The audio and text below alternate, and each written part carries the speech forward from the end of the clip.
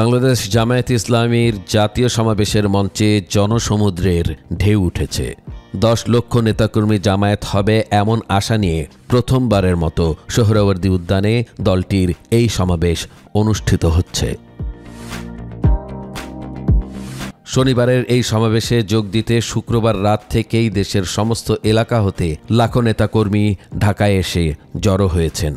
লঞ্চঘাট, bus terminal, train station অথবা পায়ে হাঁটা পথ সবখানেই দেখা গেছে সংগঠনটির নেতাকর্মীদের মুখরিত পদচারণা। হাতে হাতে দেখা গেছে দলের পতাকা এবং মুখে মুখে স্লোগান।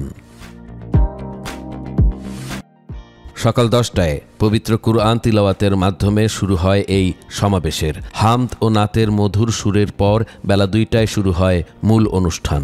কয়েক লাখ কর্মী সমর্থকের উপস্থিতির প্রত্যাশায় জামায়াত ঢেলে সাজিয়েছে আয়োজন স্থলকে। 6000 স্বেচ্ছাসেবক 20টি পয়েন্টে দায়িত্ব পালন করছেন, আর 15টি পার্কিং জোন ঠিক করা হয়েছে এই বিশাল জনস্রোতের বাহনগুলো রাখার জন্য। এমনকি 4 জোড়া বিশেষ ট্রেন ভাড়া করা হয়েছে নেতাকর্মীদের ঢাকায় আনতে।